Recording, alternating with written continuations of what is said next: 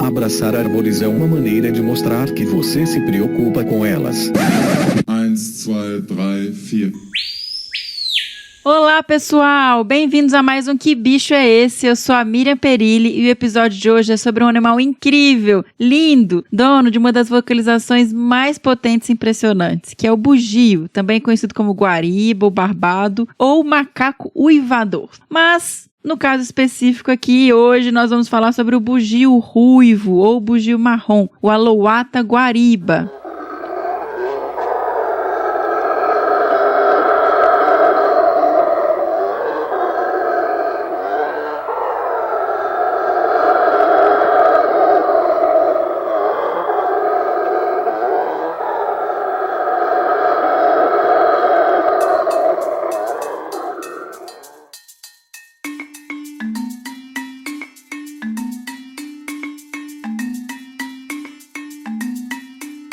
Esse, pessoal, é o segundo episódio do Que Bicho é Esse? Dentro da série especial sobre primatas da Mata Atlântica, apoiado pela Rewild. E, para falar sobre essa espécie, eu tive o grande prazer e privilégio de conversar com a doutora Zelinda Maria Braga Irano, que trabalha com bugios há 30 anos. E estou aqui também hoje, mais uma vez, abrindo esse episódio com o nosso querido Biwan Kenobi, professor doutor Fabiano Mello. Bem-vindo, Bião! Opa, que legal, né, Miriam? Muito bom, legal demais falar desse bicho bacana, né? Igual você falou, tem uma voz incrível. Ele é muito presente no imaginário e no popular brasileiro, então é um barato vocês terem escolhido essa espécie tão emblemática para tratar sobre ela. E ainda mais com a participação da Zelinda, uma amiga querida. Vamos que vamos, tá lindo o episódio. Tá, ela é divertidíssima, assim, foi muito gostoso gravar com ela. Sabe muito dos bichos, né, Bião? Demais, nossa, 30 anos que ela tem um projeto bugio lá em Santa Catarina, né, em Blumenau.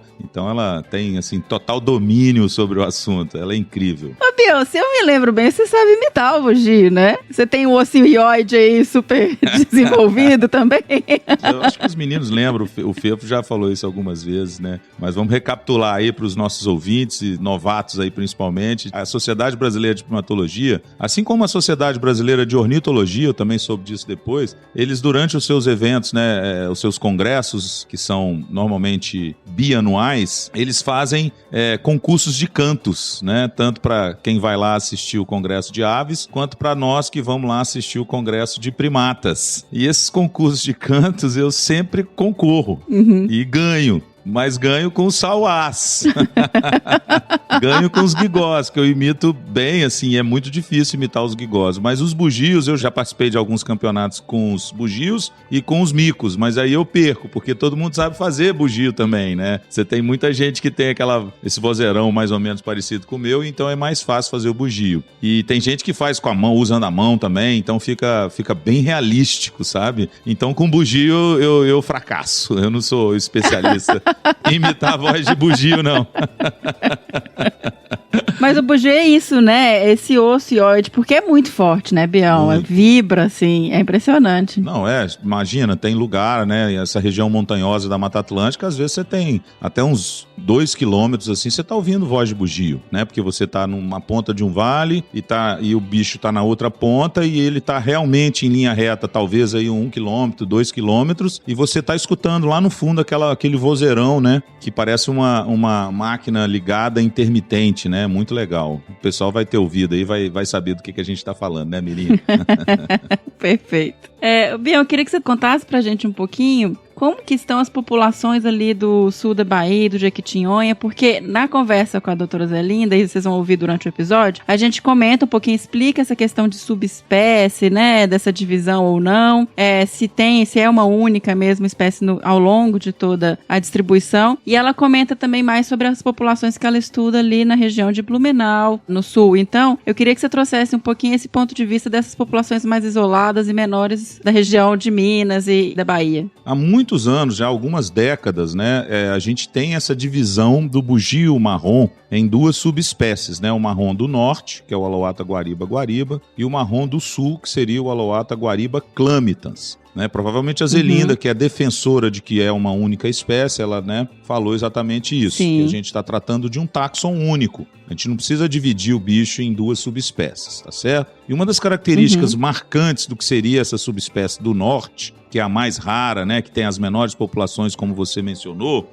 é exatamente a questão da coloração dos pelos. E a Zéu entende muito bem disso. A gente está fazendo agora um artigo sobre genética de todas as populações de bugios ao longo da costa atlântica brasileira, que vai lá do Nordeste até o sul do Brasil. E, né, as indicações são de que os bichos realmente estão muito próximos uns dos outros e que não justificaria essa divisão. Mas o que você mencionou acho que é a questão mais importante. Essas populações do Nordeste de Minas e do sul da Bahia, que seria aí uma porção do Nordeste brasileiro, tem poucos indivíduos, né? São populações muito pequenas, extremamente isoladas e que configuram essa parte, né, vamos dizer assim, da genética da espécie na porção norte da distribuição geográfica da espécie. Então, o cuidado que a gente tem que ter, ainda que a gente considere, né, independente se é subespécie válida ou não, o cuidado que a gente tem que ter é exatamente este, né, de preservar esse patrimônio genético que é único, que está na ponta da distribuição e que certamente será importante para a proteção dessa espécie ao longo das próximas décadas, né? E aí vocês devem ter comentado muito sobre a questão da febre amarela. Sim, comentamos e sim, foi realmente trágico o que ela trouxe pra gente da história dela lá, do que eles viveram com os grupos que ela acompanha há 30 anos em Blumenau. Vocês vão acompanhar isso no episódio, mas é de 57 indivíduos para 3. Então é chocante mesmo, eu fiquei muito impressionada. Ela comentou tanto que foi doloroso para ela acompanhar esse processo. E eu queria entender como tá isso ao longo da distribuição toda, Biel, porque é muito sério, né? Isso realmente, provavelmente vai mudar até o status da espécie em termos de conservação. Sem dúvida, Mirinha, não só é sério como é dramático, porque o bugio é sabidamente uma das espécies de primatas neotropicais mais suscetíveis ao vírus da febre amarela, tá, pessoal? Então, o vírus da febre amarela, que causa inclusive a morte na espécie humana, né? Se a pessoa não está vacinada, ela pode vir a óbito. Ele faz isso com os bugios. Ele mata 80% das populações de budio onde o vírus circula. É chocante, essa é a palavra que você usou. É chocante, e isso está acontecendo. O vírus custou chegar nessa porção da Mata Atlântica, né? Ele ficou circulando por décadas na Amazônia, e depois, com o desmatamento e com, né, a grande movimentação de pessoas não vacinadas e assintomáticas, o vírus chegou na Mata Atlântica com força e passou a se espalhar entre os primatas e entre os humanos. Você lembra que a gente teve uma crise aí, né, não muito antiga aí no tempo, de que pessoas estavam morrendo porque elas não tinham sido vacinadas. E não era uma coisa assim obrigatória vacinar de febre amarela no sudeste do Brasil, mas passou a ser, porque o vírus hoje está circulando livremente. E, para nosso azar, ele passou, então, a atingir fortemente as populações de primatas na Mata Atlântica. Eu não sei se você lembra, mas a gente falou, né? A gente tem até um artigo publicado em parceria com a Karen Stryer, que mostra que 11% da população de Caratinga de Muriquis, por exemplo, chegou a óbito por conta do vírus febre amarela. A gente mencionou um pouco isso no outro episódio. E para os bugios, é exatamente isso, Mirinha. Onde a gente vai, cara, que as pessoas falam, é aquela coisa... O Sérgio publicou até alguns artigos, Sérgio Mendes, lá da UFES, né, o nosso querido amigo, primatólogo, ele publicou falando o silêncio das florestas, né, principalmente depois do surto que aconteceu em 2017. Cara, os bugios desapareceram do sudeste brasileiro. E mais recentemente, essa febre amarela, né, esse movimento de circulação do vírus, foi para o sul do Brasil. E aí atingiu fortemente os grupos lá, inclusive essa população que a Zelinda trabalhava. Né? É o que você falou, é dramático você ter, sei lá, 60, 70 bichos e depois, quando você chega meses depois, só 3 animais, né? É muito preocupante. E é isso, né? O bugio tem hoje um status de ameaçado, muito principalmente, esse bugio marrom, né? O Laota guariba, muito principalmente em função desses surtos de febre amarela. Lembrando, viu, Mirinha, que ele já vem ocorrendo, por exemplo, lá no sul, no Rio Grande do Sul, ocorreu um surto parecido com o que a gente viu em 2017, em 2009. Então esse negócio é meio, sabe, é um loop. Passa e aí é como se essas ondas que a gente tá vivendo de Covid, né? Aí vem uma nova onda, pega os bichos, derruba os bichos, sabe? É muito triste, é preocupante. Eu ia perguntar isso, porque pelo que eu lembro, não foi a primeira vez que teve, né? Já é uma segunda, ou não sei historicamente qual vez que tá tendo mais um foco de epidemia, mas essa vez parece que foi pesadão, né? Não sei também se antes a gente não tinha registro e tal. Mirinha, a gente tem, se você lembrar, né? Certamente você já leu alguns artigos, né, de macacos aqui na Mata Atlântica. Muita gente fala que as áreas aqui do Vale do Rio Doce, por exemplo, né, o Parque Estadual do Rio Doce, Linhares, lá no Espírito Santo, são áreas que têm poucos bugios hoje e que todo mundo fala que foram surtos de febre amarela ou alguma outra zoonose, né, que acometeu essas populações e que levou os bichos a um número muito baixo de indivíduos. Hoje, a gente está vendo essas populações se recuperarem. Então, você tem toda a razão. É bem provável que a gente teve surtos não documentados no passado, e eu estou falando passado mesmo, década de 60, 70, Sim. E que hoje a gente está conseguindo documentar. Por quê? Porque as pessoas dão notícia. E aí também a gente tem mais pesquisa, a gente tem mais instituições e a gente consegue então lá tirar a carcaça, o Ministério da Saúde está sempre atento, porque é uma questão de saúde humana também, né? Então a gente consegue registrar melhor. A UFMG, né, o professor Adriano Paglia pegou muitos indivíduos que foram repassados pela Secretaria Estadual de Saúde e pelo Ministério da Saúde para ele. O Sérgio Lucena Mendes, lá no Espírito Santo, fez também, né, um trabalho muito importante de acumular esses registros e dados sobre a mortalidade de macacos na região serrana,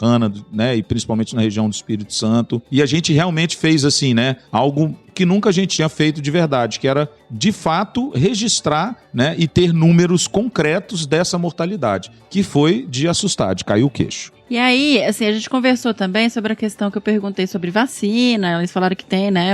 Estão sendo criados protocolos, vão testar lá nas populações. Já estão testando, já testaram com o mico-leão, estão testando com os bugios, Isso. né? Isso é muito legal. Nossa, é incrível, porque populações pequenas, isoladas, de espécies muito ameaçadas, a gente pode capturar os bichos e vacinar, né? Pelo menos de febre amarela eles não vão morrer mais.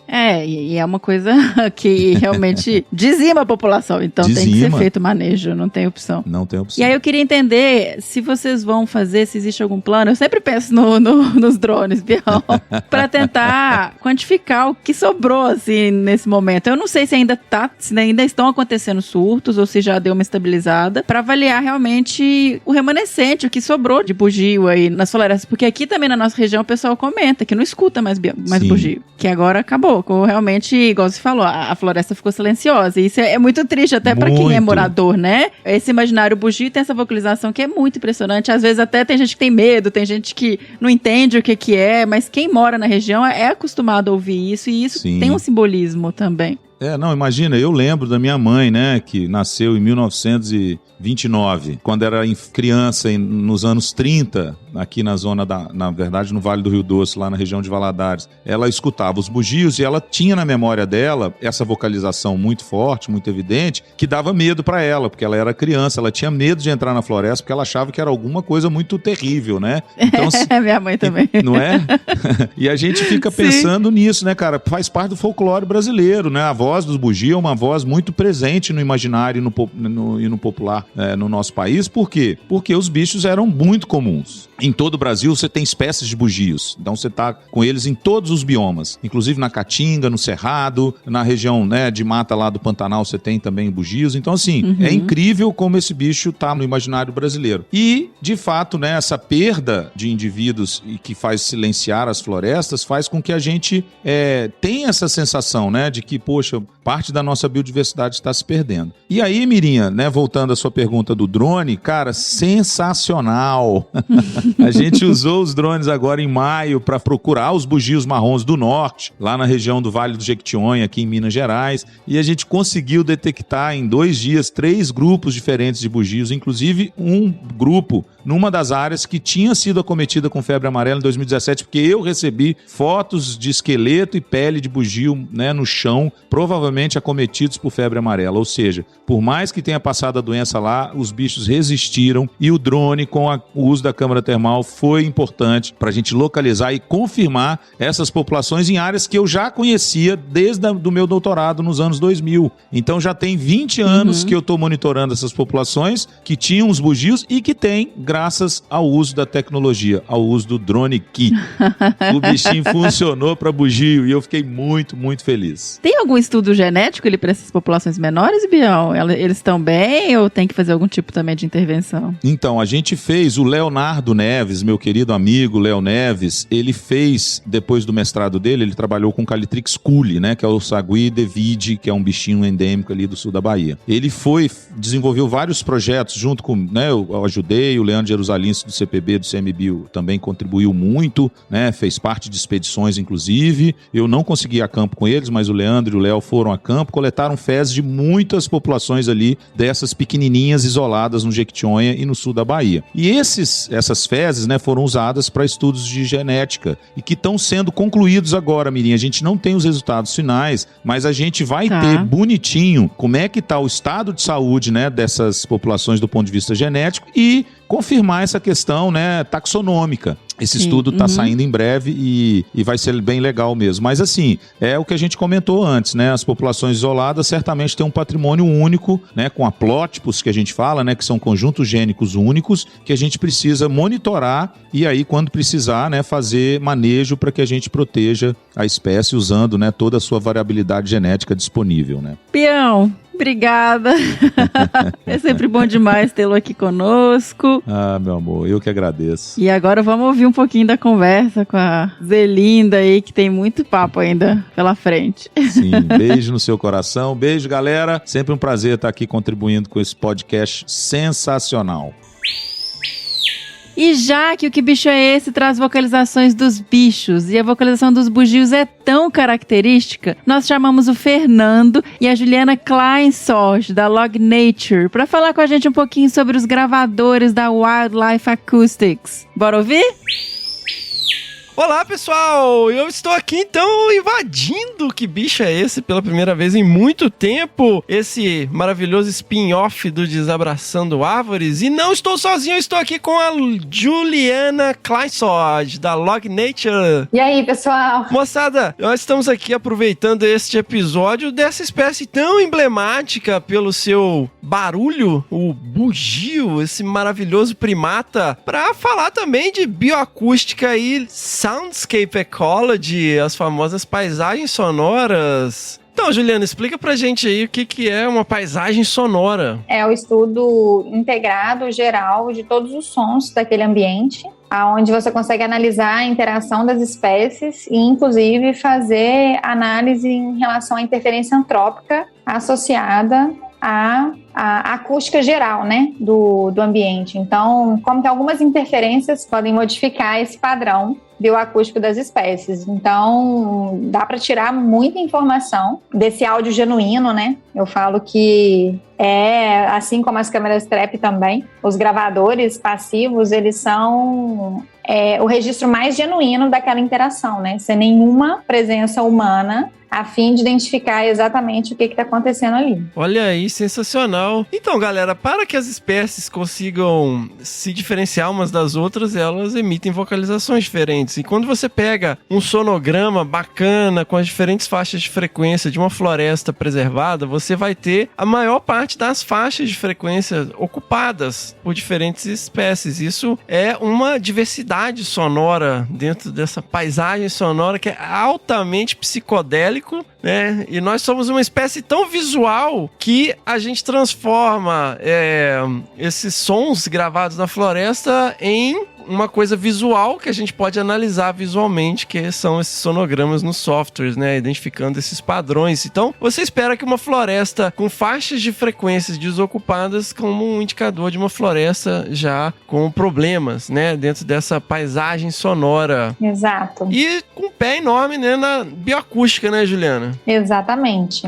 E o que a gente tem de potencial são os gravadores, né? Que têm sido desenvolvidos com cada vez mais acurácia e tecnologia para conseguir capturar esses áudios da melhor maneira possível e com muita qualidade. Então dá para fazer muita coisa. Sensacional. Então, galera, a gente gravou aqui um episódio sobre armadilhas fotográficas. Então, por que a gente está falando dessa questão viajada de paisagens sonoras, né, indo além da questão da bioacústica, ou seja, dos sons emitidos por animais, né, reduzindo ao absurdo? Porque, assim como as armadilhas fotográficas, né, que registram vídeos e fotos, nós temos hoje em dia uma tecnologia absolutamente maravilhosa, especialmente pra galera aí que trabalha com anuros e com aves, que são esses gravadores que você pode programar e colocar ele na floresta, larga lá, né? E depois você corre as gravações ou você pede uma inteligência artificial que faça isso pra você. Juliana, o que são esses gravadores? É isso mesmo.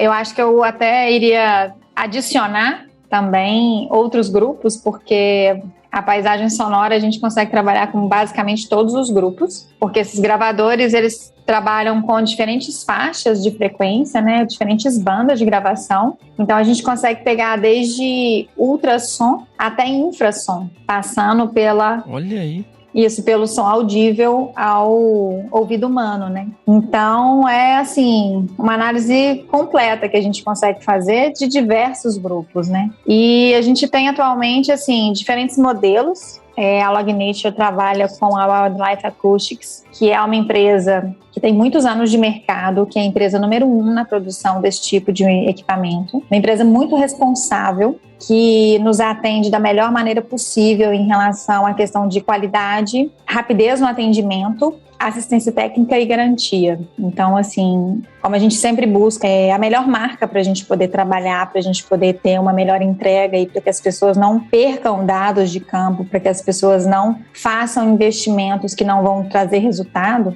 Essa foi a marca que a gente escolheu para poder trabalhar aqui no Brasil. Sensacional. Eu peguei o início dessa tecnologia aí dentro de um projeto, e a nossa ideia original era fazer uma tremenda gambiarra com iPod, com uma parada quando eu tava começando assim, surgiu uns protótipos, aí no fim a gente também adotou a Wildlife Acoustics, que é mais seguro, né? Para poder melhorar a sua gambiarra, hoje a gente tem 4 principais modelos, né, de gravador. A gente tem os modelos de gravador SM4, que são os gravadores grandes, que são os gravadores que precisam de pilha D ainda para funcionar, e que você programa tudo no próprio gravador, com diferença entre gravador acústico e ultrassônico. Então você tem 2 tipos de gravadores distintos para poder captar o som que você tem interesse. Esses gravadores, o que é bom deles, o que é de positivo, ainda que eles sejam grandes e são gravadores com um custo maior, né, com um investimento maior, é que você consegue utilizar 2 cartões de 1 tera de gravação. Então você vai ter 2 teras de gravação. Então você tem muito tempo de gravação. Então, dependendo do estudo, dependendo do quão remota a área que você vai estudar, talvez esse seja o modelo ideal para você, né? E seguindo ele tem a linha Mini, que é o Song Meter Mini, que são os gravadores menores, que são gravadores do tamanho mais ou menos de uma caixinha de música, de uma caixinha de som.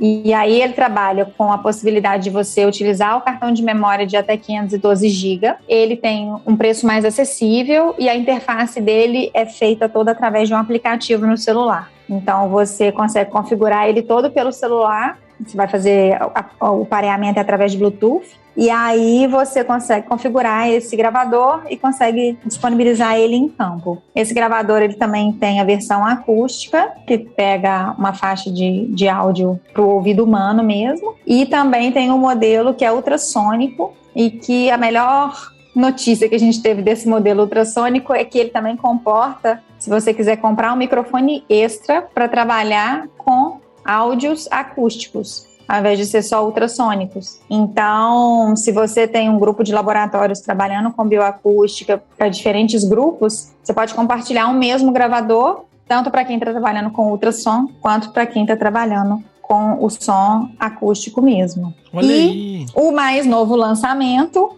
para economizar ainda mais e conseguir investir mais e ter uma capilaridade maior na captação desses áudios, a Wildlife lançou o Song Meter Micro, que é muito pequenininho, metade de uma barra de talento. Não sei se vocês sabem qual é o tamanho de uma barra de talento, naquela maiorzinha, mas ele é metade do tamanho de uma barra de talento. Então ele é um pocket, cabe no bolso. É um gravador com excelente potencial de gravação, que a interface dele também você faz a configuração toda através de aplicativo do celular.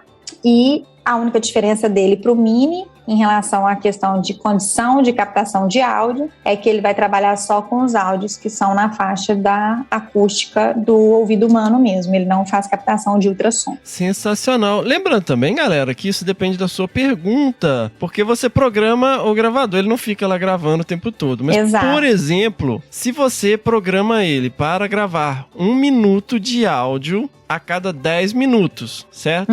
Ele ligou, gravou 1 minuto, desligou. Beleza. Aí daqui a 10 minutos ele liga de novo. Ou seja, você tem 6 minutos por hora, você tem 144 minutos por dia. E multiplica isso por 10, né? Vamos colocar aí 1.440 minutos, né, numa amostragem de 10 dias. Lembrando que você vai ter que analisar isso depois, moçadinha. Então, fiquem espertos, galera. A tecnologia é bacana, mas a gente tem que lembrar, né, que a gente ainda depende, embora existam os identificadores de espécies, as bibliotecas estão super desenvolvidas, os algoritmos estão sensacionais, ainda precisa de validação. Então, eu gosto sempre de falar isso, que a gente estava falando sobre telemetria também. A pessoa, eu posso colocar para acompanhar o bicho 24 horas por dia? Eu falei, pode. Pra que você vai fazer isso, né? Qual que é a sua pergunta, né? Pra acabar com a bateria. Então, tipo... E além disso, já que você tocou nesse assunto, né, que não se esqueça que essa análise vai ser feita por você depois, a Wildlife também tem o desenvolvimento do próprio software de análise acústica, que é o Calendoscope. Qualquer pessoa pode usar ele, independente se estiver usando os gravadores ou não, tá? Da Wildlife. E ele tem a versão gratuita e a versão paga. E a versão paga tem a diferença da licença anual e da licença vitalícia. E ela pode ser compartilhada. Então, é mais uma coisa que está atrelado ao desenvolvimento e o potencial que a gente tem de trabalhar com bioacústica, que essa mesma empresa está empenhada em desenvolver. Então, você consegue fazer essas análises através desse software também. Sensacional, Juliana! E, mais uma ferramenta bacana aí, galera. A gente tem que fazer um episódio sobre essa tecnologia também. Mas mais uma adição aí para quem trabalha com fauna, para quem trabalha também com artrópodes, né? E para quem, né, vai dar uma viajada maior trabalhando com paisagens sonoras. Então, Juliana, onde que, né, quem tá perdido aí no tempo, no espaço, onde que pode encontrar esses gravadores? Olha, esses gravadores, vocês vão ter muita informação sobre eles no nosso site, que é o www.lognature.com.br. Vocês podem encontrar informações também bem didáticas no nosso Instagram, que é o @log_nature, ou através do nosso e-mail e o telefone de contato lá do escritório, que a gente vai ter o maior prazer em ajudar vocês a sanar qualquer dúvida sobre essa tecnologia tão maravilhosa, que pode ser através do 31 3222 8012 ou através do e-mail vendas@lognature.com.br. Sensacional, galera! Vou colocar todas essas informações aí no post do episódio, todos os links, telefone. Então, se vocês tiverem curiosidade aí de conhecer essa tecnologia ou já trabalha com bioacústica e paisagens sonoras, confiram lá no site da Lognature e nos outros contatos que a Juliana passou. E eu também não posso deixar de falar, gente, sobre a questão da assistência técnica e do suporte pós-venda que a gente sempre oferece para os clientes. Olha aí! Então, ali é um lugar seguro, já que o investimento, né, desse tipo de equipamento, ele não é baixo, né? A gente sabe também a dificuldade que a gente tem de conseguir recurso para poder utilizar nesse tipo de pesquisa, que envolve um valor maior, né, de financiamento. Então, pode contar com a gente, que a gente dá garantia, assistência técnica, dá todo o suporte para o cliente. Sensacional! Obrigado, Juliana, por mais essa participação maravilhosa aqui. Imagina, estou sempre à disposição. Seguimos! Antes de apresentar a nossa convidada, eu queria lembrar vocês que a nossa lojinha está online, cheia de produtos bacanas. Tem camisetas Seja Sua Própria Onça, que estão lindas como sempre. Temos canecas esmaltadas, pets bordados e os kits super completos de primeiros socorros. Quer conhecer os produtos? Vai lá em www.loja.desabrace.com.br. Nós recebemos e-mails sobre a última vocalização, né? A vocalização do bugio do último episódio que a gente tocou. Da nossa queridíssima Caroline Figueiredo. Carol, muito obrigada, você acertou, tá? E ela comentou ainda que mandou realmente e-mail para o episódio do Muriqui, identificando, ela confundiu, ela achou que era o Muriqui do Sul e a gente gravou sobre o Muriqui do Norte, mas, né, vamos combinar que tá certo ali. Recebemos também e-mail do Gabriel Vasques, que também acertou. Gabriel, muitíssimo obrigado por ter nos escrito. A gente não vai ler os e-mails todos nesses episódios, porque são episódios longos, tá? Mas continuem mandando pra gente e em breve a gente volta com a leitura completa dos e-mails. Bom, a doutora Zenilda Maria Braguirana, essa mulher maravilhosa que eu conversei, que eu amei trocar ideia, bater esse papo e aprender muito mais sobre o bugio e sobre várias outras coisas também.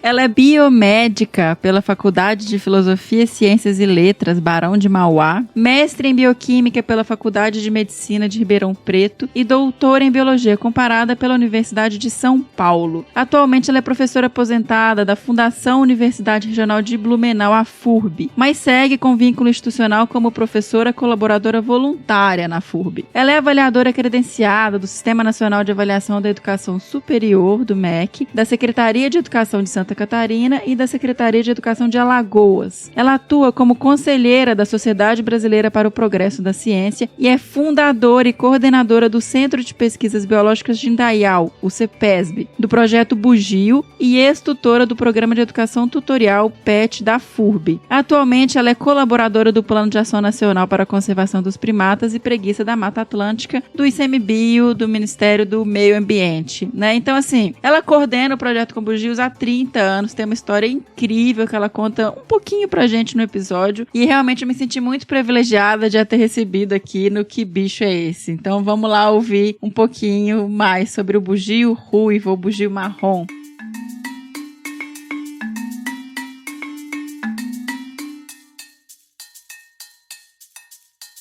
Então, eu estou aqui com a professora doutora Zelinda Irano. E olha, gente, eu já morri de rir aqui antes de começar a gravar, só conhecendo ela e passando um pouquinho do que a gente vai falar hoje. Então, eu estou muito honrada mesmo. É um prazer enorme receber você aqui, Zelinda. Muito bem-vinda ao Que Bicho é Esse? Olha, o prazer é todo meu de vir falar de algo tão bom e tão lindo que faz parte da minha vida a vida inteira. Então, eu quero te agradecer a oportunidade de poder falar sobre essa espécie, falar sobre aquilo que a gente faz. É muito gostoso pensar em falar em macaco. É a melhor coisa que tem no mundo. Eu vivo isso. E o bugio, que é o mais lindo de todos, né, Zelinda? Ah, não tenho dúvida. Eu vou te dizer uma coisa. Não existe, gente, não existe bicho mais bonito que o bugio. O bugio é tudo. Eu vou contar uma historinha. Eu trabalhava com humanos, nunca trabalhei com macaco. Olha só. E eu sou biomédica. E vim morar numa cidade que, por acaso, esses animais, eu ouvia um som na floresta. Uau! Eu caminhava e eu ouvia aquele grito. E aí eu perguntava, como você está me perguntando, que bicho é esse? E as pessoas diziam, é o bugio. Aí eu falava, e como é que é um bugio? E as pessoas me diziam, é um macaco grande, veio até o nosso joelho, eu imaginava uma coisa grande. E ele é todo vermelho. E eu falava, por que eles gritam? E eu caminhava, né? Uhum. Eles gritam porque hoje vai chover. Não é que aquele dia chovia mesmo? Olha só. Aí, eles gritam. Hoje é briga de bando, hoje não tem chuva não. Pensava, como é que esse povo sabe isso? Nunca vi esse bugio. Aí um dia eu resolvi entrar na mata e descobrir o que era o bugio. Eu juro por Deus. Eu entrei na mata, de repente eu bato o olho numa árvore assim e tá aquele bicho lindo, mas pensa uma coisa linda. Triplica, beleza. É maravilhoso. É bonito. Ele mesmo. abria os galhos assim da árvore, olhava para mim e vocalizava. Eu olhava aquilo e dizia, meu Deus, o que é isso? Eu sentei no chão, juro, e fiquei assim, encantada, apaixonada. Sabe o que é assim para você? É a coisa mais linda do mundo, é essa história desse bicho vocalizar e olhar para você. Ele é um macaco de grande porte, né? Ele não chega até o joelho, é mentira. A população enxerga tudo maior, né? Mas ele tem 90 centímetros cabeça-cauda, que dá um tamanho grande. Uhum. E um rabo que tem quase a metragem do corpo, entende? E quando ele vai vocalizar para alguma coisa, ele infla o peito, então ele fica maior. E ele é vermelho, ele é ruivo. E aí quando você olha aquilo na árvore, parece que ele é enorme, mas ele não é tão enorme, entende? Sim. E aquilo, eu fiquei tão apaixonada que eu virei poeta. Eu escrevia poesias da natureza, do bicho, de tudo. E aí eu vou estudar esse animal. Aí fui procurar saber quem trabalhava, quem estudava, isso há 30 anos atrás, né? Existiam pouquíssimas pessoas trabalhando com bugio e eu fui atrás de conhecer. E aí mudei totalmente a minha vida. Eu trabalhava com diabetes, hepatite, talassemia.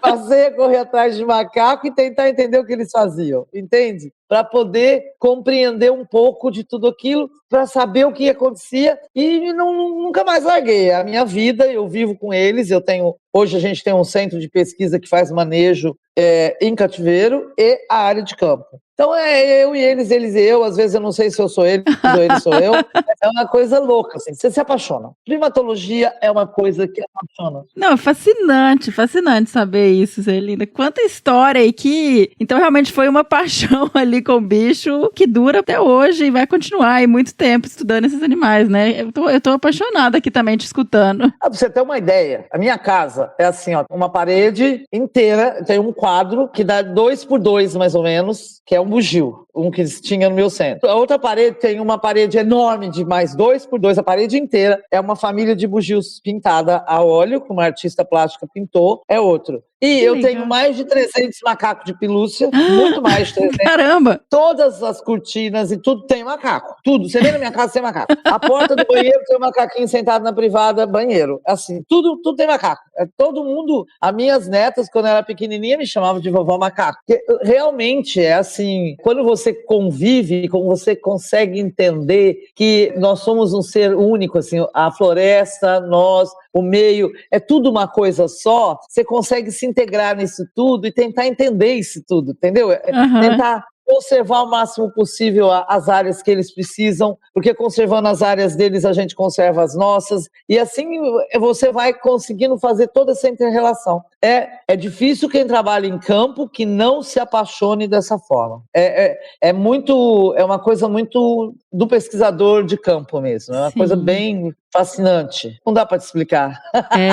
Mas eu entendo, porque é uma coisa que tá dentro da gente, assim, é uma emoção, o coração dispara, né, quando você tá perto do bicho, quando você descobre coisas novas, quando você tá ali estudando, então eu te entendo, e eu acho que isso é também o que é legal do que bicho é esse, da gente conversar com as pessoas que estudam os animais diretamente, que tem essa fascinação, não só acadêmica, científica, mas também tem essa relação de curiosidade, mas de emoção junto, assim. Então, a gente traz isso também para as pessoas, que ninguém conquista uma carreira e tá ali trabalhando só executando as coisas. Existe também algo a mais que faz se devotar uma vida a trabalhar com animais e buscar conservá-los, etc.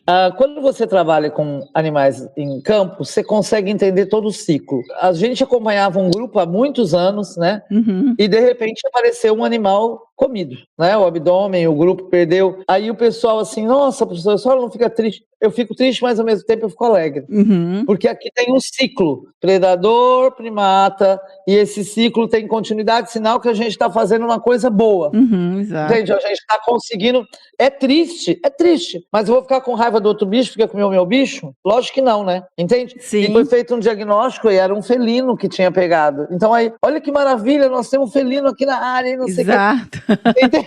Aí, tá dando ecossistema, gente, faz parte das cadeias. Aí as pessoas não conseguem entender. Uai, mas a senhora, em vez de chorar, a senhora... Não, eu não tô feliz, porque era um macaco do grupo que eu acompanho. Mas ao mesmo tempo eu tô feliz porque o felino tá aqui, é o ciclo dele, ele tá passando por essa área. É difícil para quem não trabalha com isso entender, entende? Que é mais fácil matar o felino, então, porque aí os macacos vão sempre... Não. Pelo amor de Deus. Tem que manter tudo, porque o ciclo vital vai acontecendo. A gente tem que ter esse entendimento. É paixão, é loucura, mas, ao mesmo tempo, a gente tem que entender que conservação está ligado à manutenção do todo. Não é só de uma espécie, entende? É de todas e no seu habitat natural. Não é assim, eu acho esse bonitinho aqui, vou levar para lá. Não, vai levar para lá para quê? No lugar dele, deixa ele aqui, né? Não é visitinha de primo, entende? Sim, perfeito.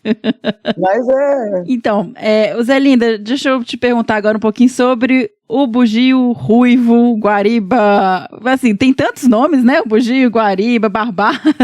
A gente vai falar especificamente hoje aqui do Alouatta guariba. Ai, que bom. É o que eu trabalho, né? Eu queria que você me explicasse primeiro, porque, por exemplo, quando eu fui procurar nas listas de espécies ameaçadas, a gente tem a divisão de subespécie, né? Tem o Alouatta guariba, tem o Clamitans, né? Clamitans. Então, conta pra gente um pouquinho quem é o Alouatta guariba, assim, a espécie. Você já mencionou um pouco da cor dele, do tamanho, mas traz um pouquinho mais de informação sobre essa espécie, pra quem nunca viu um bugio, muito menos um bugio ruivo. Como que ele é? Olha, o bugio, o Alouatta guariba, ele se distribui desde o norte da Argentina até a região do Jequitinhonha, lá em cima. Aonde? Na região leste da Floresta Atlântica. Todinho. Nós temos bugio em toda a Floresta Atlântica. Ele não é endêmico do Brasil porque ele existe na Argentina também. Tá. Quer dizer, existe entre aspas. E aí, divide-se em duas subpopulações. Eles chamam uma população de Alouatta guariba clâmitas e a outra de guariba guariba, que eu não acredito na existência. Eu falo isso bem claro. Para mim é tudo Alouatta guariba e não existe Alouatta guariba guariba clâmitas. Por quê? Porque quando se faz um estudo da variação cromossômica desses animais, para você ter uma ideia, a variação cromossômica deles vai de 45 a 52 cromossomos. Então é uma variação muito grande e vai aumentando o número de cromossomos ao longo da costa da região sul para o norte. Uhum. E o que acontece? Foi bem diferenciado assim. O Alouatta guariba clâmitas, ele tem dicromatismo. O que é isso? Diferença de cor. Macho é vermelho e fêmea é marrom. Uhum. E infantes são marrons. O Alouatta guariba guariba não teria muito bem essa definição de diferenciação de cor. Tá. O Alouatta guariba guariba, ele se limita a uma região muito pequena, lá em cima na região do Jequitinhonha. É muito pequena, é uma área minúscula. E acredita-se que não tenha mais do que 250 espécimes no Brasil. Quer dizer, seria um númerozinho muito pequenininho. Só que pesquisadores estudando esses animais verificaram que eles têm diferença de cor também, alguns. Entendeu?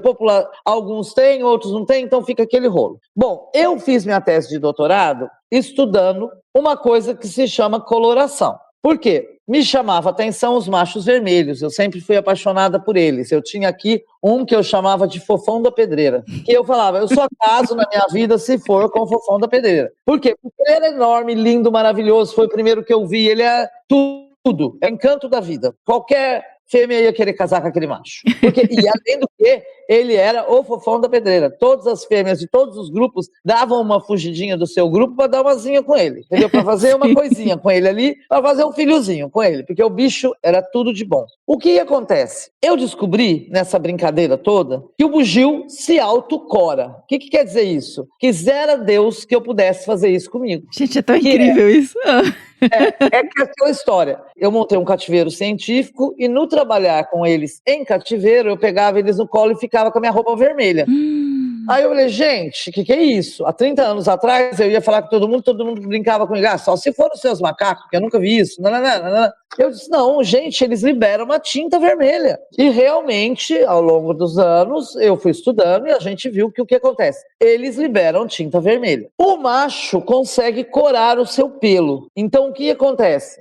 Ele sua, gente, ele sua de pingar vermelho. Não é assim, é o nosso, igual nós temos suor, eles têm suor. Na face, no corpo, e liberam aquele monte de tinta vermelha. Você passa a mão, você fica com a mão vermelha. A luva é boa luva, passou a mão nele, está vermelho. E essa tinta vermelha cora o pelo do macho, de vermelho. Só que estudando tudo isso, a gente viu que existe uma relação entre testosterona e liberação de secreção. Quanto mais testosterona tem o bicho, mais secreção ele libera, entendeu? Então, quanto mais vermelho, mais atrativo para as fêmeas, assim. Que lógico, loucura! Né? Como é que chama aí o Fofão da Pedreira? O Fofão da Pedreira era o gostosão, não tem jeito. Gente, que loucura! Se você pensar que esses animais, todas as espécies de primatas, de todas as espécies, eles são os que vêm colorido em fêmeas e machos. Eles são o que a gente chama de tricromata visuais. Eles têm uma tricromacia visual. O que é isso? Consegue ver todas as cores. Pensa bem na floresta, a fêmea tá lá.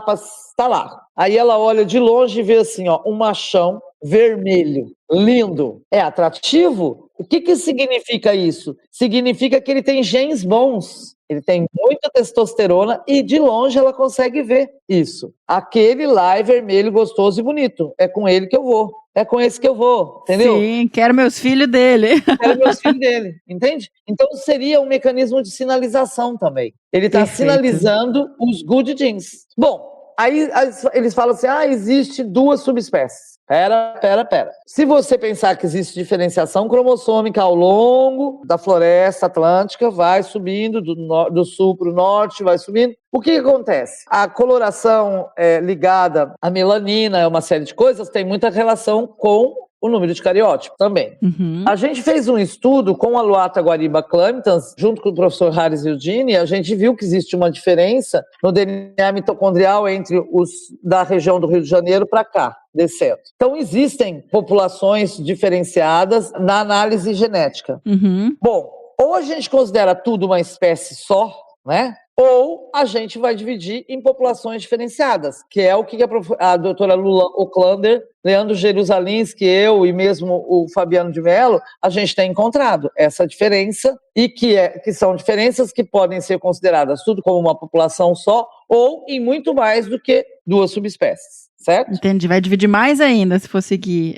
Mas só que se você pensar na coloração, não. Uhum. Por quê? Porque assim, ó, se você pensar que a testosterona está diretamente ligada com o tipo de alimento, com as ameaças ambientais e com uma série de outros fatores, você poderia ter menos disso naquela região do Jequitinhonha lá em cima. E essa população não ter tanta diferença quanto se imagina. Você entende? Sim. Então, eu considero tudo uma coisa só. Eu não consigo considerar 2 subespécies. Por mais que tenha uma variabilidade, não seria o suficiente para dividir em 2 espécies, né?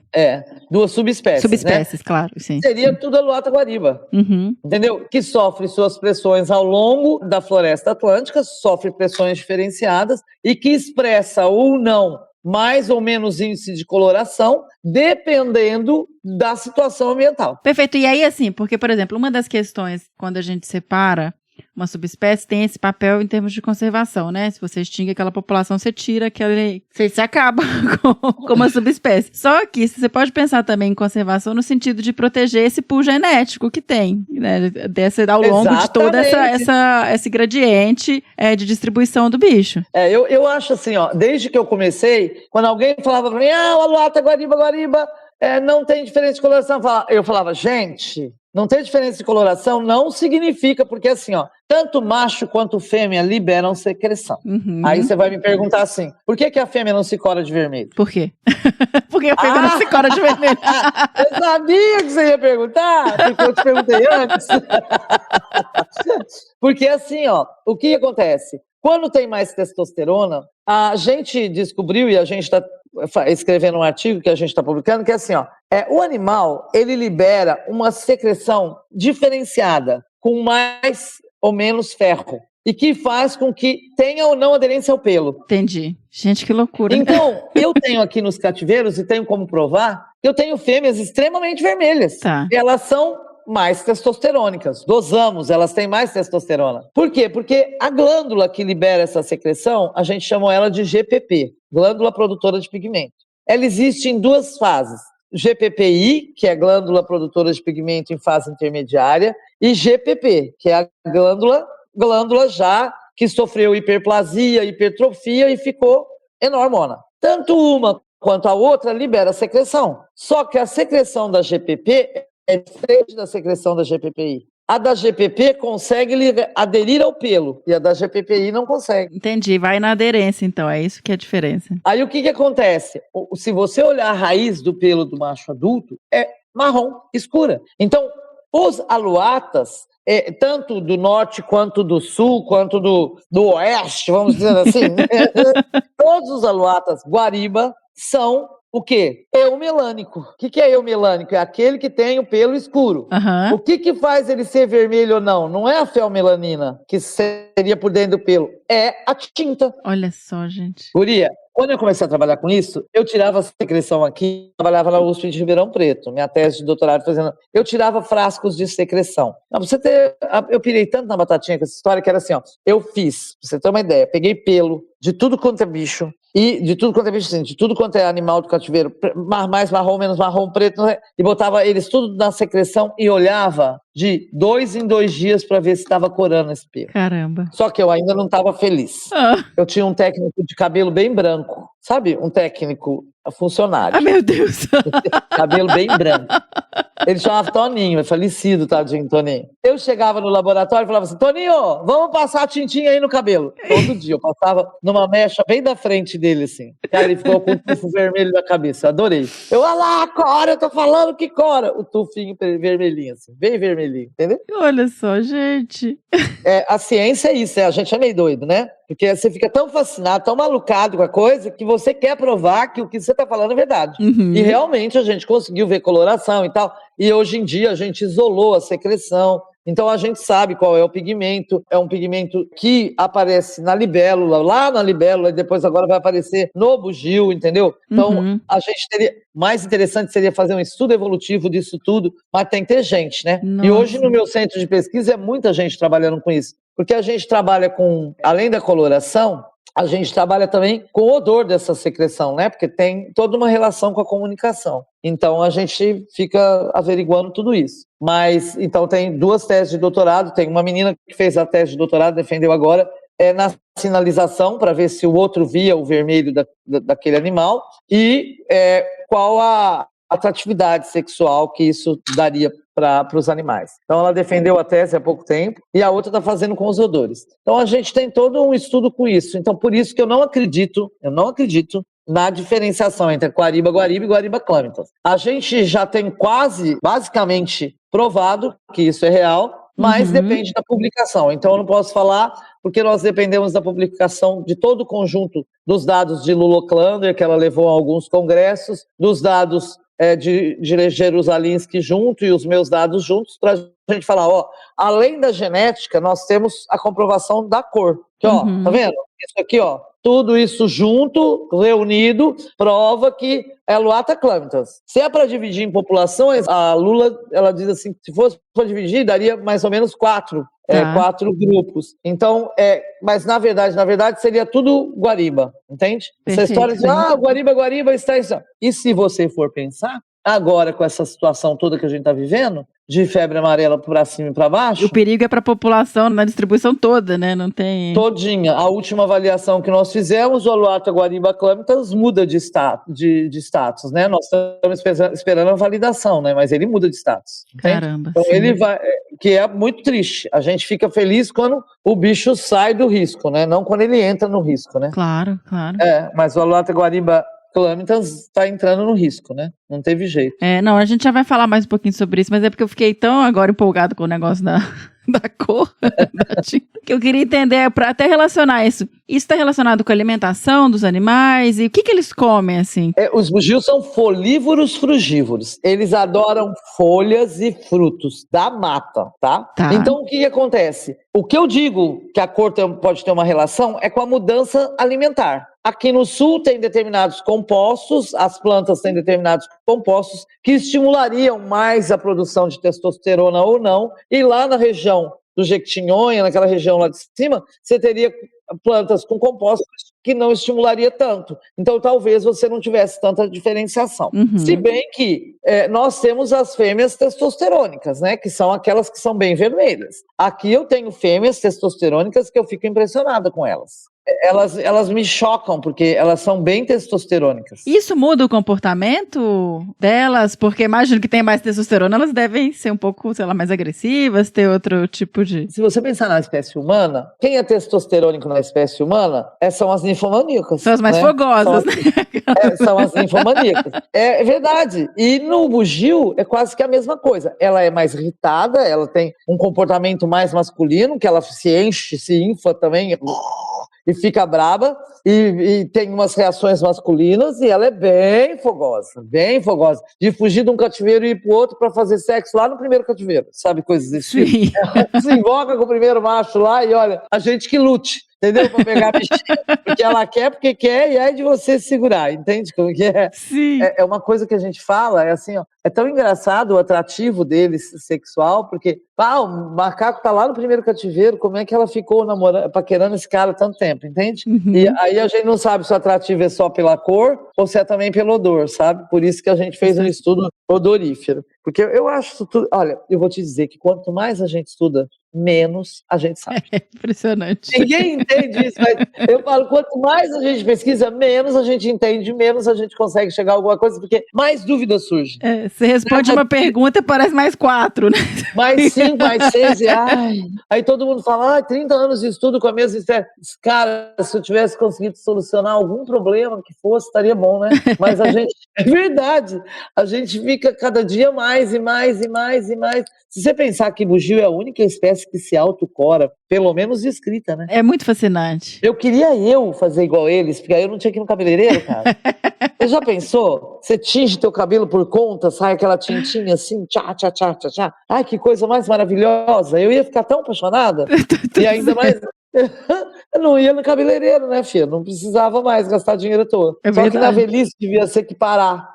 Porque o que a gente vê é assim, ó. Testosterona O baixa. bugio tem fases, né? É assim, ó, ele é jovem. A gente acredita que ele passe por várias fases. A organizacional, que é aquela dentro do útero, que organiza como vão ser as células, quem vão ser os receptores, o que vai responder aos hormônios testosterona, estrógeno e assim por diante. Daí depois ele vai para uma outra fase, que é a fase de saiu do útero, é a fase infantil. Na fase infantil ele tem baixos hormônios. Aí quando chega na fase da puberdade, ele começa a liberar testosterona. E aí ele começa a se autocorar. E aí ele vai ficando vermelho, até que ele fica bem vermelhão. E quando eles brigam no campo, a briga deles é vocal, né? E esfregação. Ele olha para o outro, ele esfrega. Ele olha para o outro, ele esfrega. Ele olha para o outro, ele esfrega. O que ele está fazendo nessa esfregação? Ele está marcando o tronco de vermelho. Ele marca as árvores, ele marca o local de passagem de vermelho. Tem alguns trabalhos que mostram que quando o bugio marcou bem forte uma árvore na vertical, ocorreu mudança na estrutura grupal, entende? Esse passou a ser o líder do grupo. Então, tem alguma relação. É igual o babuíno, por exemplo. É igual o babuíno. Não, babuíno não, o orangotango. O orangotango só um desenvolve a bochecha, os outros são submissos. Aí quando aquele cai o índice de testosterona, o outro vai poder desenvolver. Nos bugios pode ser que tenha toda essa estrutura grupal assim. Ele libera a secreção, ele tem mais cor, e aí quando ele começa a cair a testosterona, ele produz menos secreção. A gente vê que ele fica com uma secreção mais pastosa, diferenciada. Pode ser que essa secreção tenha menos odor também, entendeu? Então não dê a ele tanto a capacidade de ser alfa, e vem outro a ser alfa. Durante a briga, ele é expulso do bando, ou ele vai permanecer ali, igual eu tive aqui na minha área, eu tive um que permaneceu, o vovô. Olha só. Ele era o vovô, pegava criança, ele fazia tudo, eu ajudava na vocalização. Então, isso eu queria até entender. Como é que é a estrutura de grupo dos bugios? Você falou que tem um macho dominante. É assim, ó, você sempre tem um machão dominante, que é sempre o gostosão, vermelhão, o líderzão, né? E aí você pode ter ele uma fêmea, ou ele mais fêmeas e mais machos, entendeu? Sendo que sempre um é o dominante. Tá. É sempre assim. E tem também uma hierarquia entre as fêmeas que a gente estuda e observa, que existe também uma fêmea alfa, aquela que tem mais paridade com o macho. Mas só que esse macho, ele é malandro, né? Ele tá no harém, ele adora a mulherada e elas vêm tudo e ele é o gostosão da parada. Ele é o mais catado, ele é o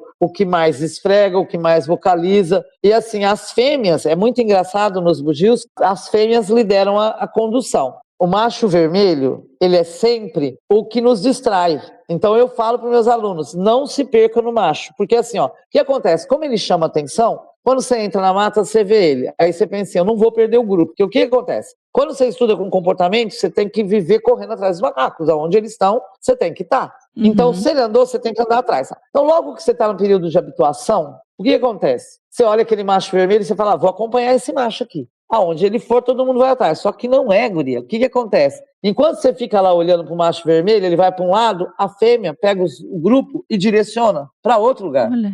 Daí o que acontece? Você se perde. Porque daqui a pouco o macho vermelho, ó, dá um fim, acabou. Você perdeu ele, perdeu elas, perdeu tudo. Por quê? Porque quem direciona o grupo na locomoção é a fêmea, entende? E o macho serve para distrair mesmo o predador. Ele tá ali, ó, tô distraindo o predador. Eu tenho uma cor bonita, eu tenho uma cor vermelha, eu chamo atenção. Enquanto isso, a fêmea, ó, o grupinho para outro lado. E a gente, bestalhão, corre atrás do macho, bestalhão.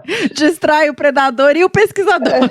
Entendeu? Mas, teoricamente, nós somos predador, né? Se você for parar para pensar, para eles, enquanto eles não estão habituados com você é predador. Depois que eles habituam, que eles veem que você não é uma ameaça e tal, Aí eles até conversam com você, né? Eles querem passar em cima de você, você vai, e aí vai. É um diálogo entre pesquisador e primata que é uma coisa louca, entende? Você não põe a mão neles nem nada, mas quando é uma área que vocês estão muito próximos, assim, para você tá embaixo, ele vai passar em cima e é muito próximo, ele olha para você bem fixamente e produz um som.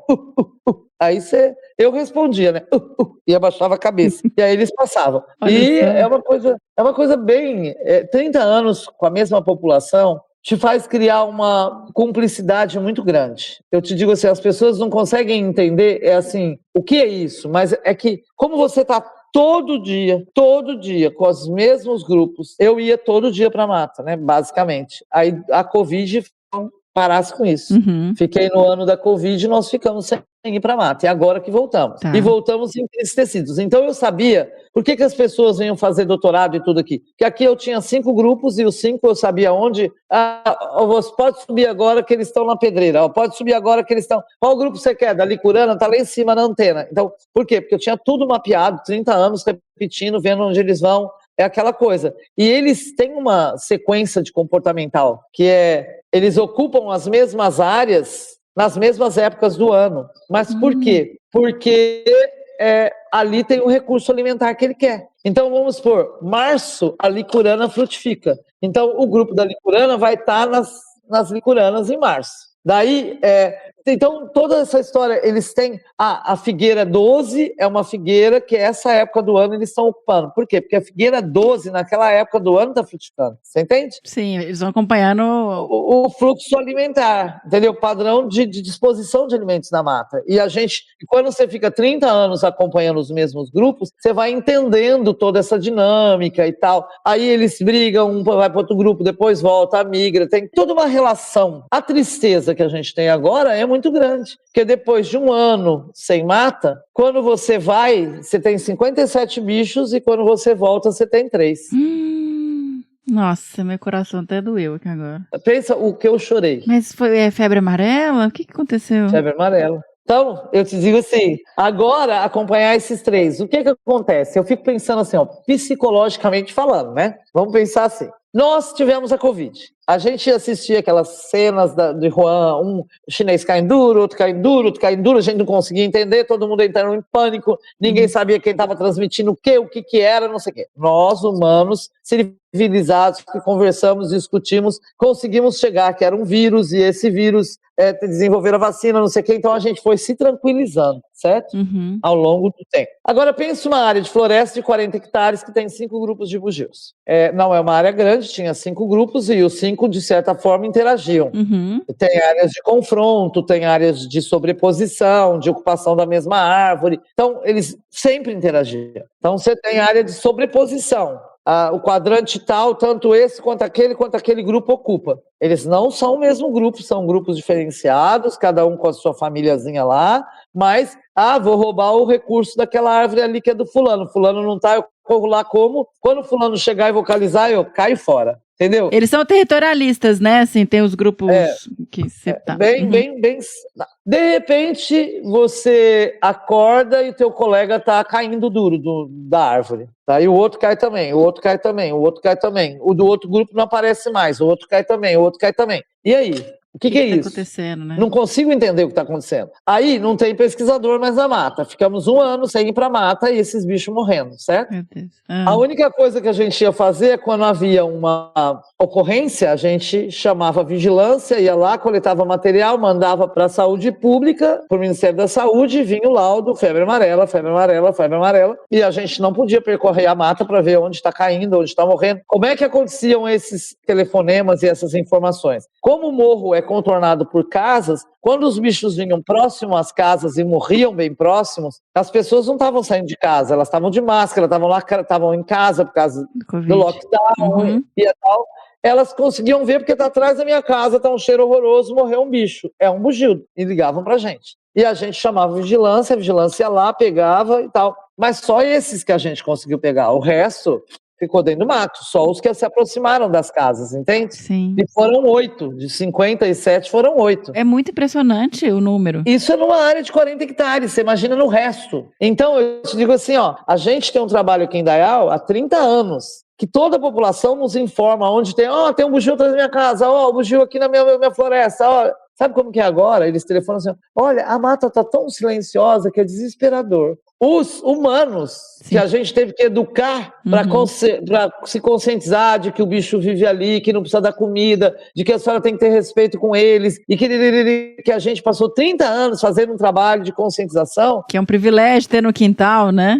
Hoje em dia, eles nos ligam dizendo assim, meu Deus, cadê os bichos que estavam aqui? O que aconteceu? Eu vou lá dentro roçar e não tem ninguém. Aí a gente tem que explicar, olha, é o vírus da febre amarela, por isso que a gente pediu para todo mundo vacinar contra a febre amarela. Aí você tem nossa, mas essa coisa é tão cruel assim, que não sei o quê, não tem como vacinar? É o que eles falam. Não tem como derrubar os bichos para vacinar? Não é assim que funciona. Aí é uma outra forma de conscientização, entende? Tipo, olha, eles são sinalizadores e e aí você tem que fazer toda uma outra conscientização. Mas se o senhor vê 1 ou 2 aí, o senhor me avisa imediatamente. E é isso que tem acontecido. Então o que a gente vê? Fragmentos que a gente via 30, 20, alguns fragmentos não encontra mais nada. Outros você fica sabendo da existência de 1 ou 2, vai lá para ver se é mesmo e assim vai. Mas a perda foi muito grande. Aqui, no estado de Santa Catarina, foi assim, arrombante, né?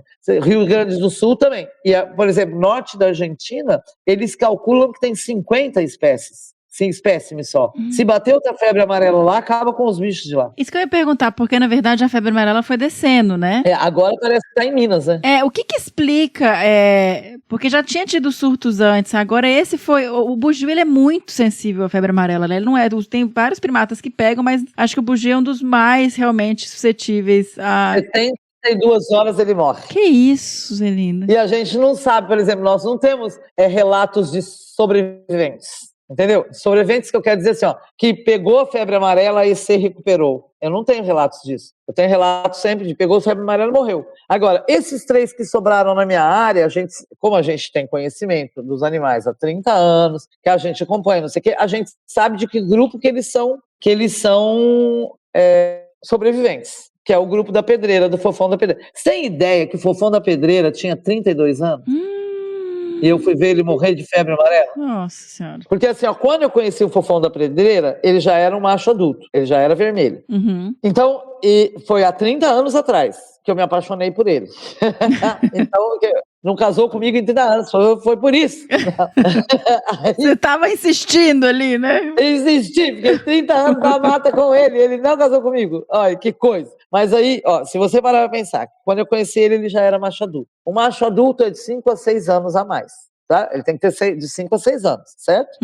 E eu fiquei com ele 30 anos, então ele tinha, no mínimo, 32 anos. E é declarado para a espécie que eles vivem até 20, 25 anos. Não. E as fêmeas que eu tinha ali no mato já tinham 27 anos, 26 anos, entende? Então todos eram... Tinha os jovens que nasceram, tudo, que o Fofão da Pedreira já tinha sido substituído como alfa pelo filho dele. Um filho dele ficou como macho alfa nesse andar das carroças e ele virou o vovô legal, sabe? Aquele que ajuda a carregar bebê e ajuda a vocalizar e tal. Ele estava ali no grupo, entende? Mas ele continuava Fofão da Pedreira. Só que o que acontece? O pelo deles vai ficando mais amarelo, mas um amarelo mais amarelado do que avermelhado brilhante, entendeu? É um tom diferente. Fica mais palha, vamos dizer assim, fica mais cor de palha, enquanto o outro fica mais ruivo, bem vermelho. Então, se você parar para pensar que essa história foi quebrada no meio e agora começa a ser uma nova história. O que acontece? Esses 3 que sobraram, a gente está num período de habituação. Aí você fala, mas eles já não eram habituados?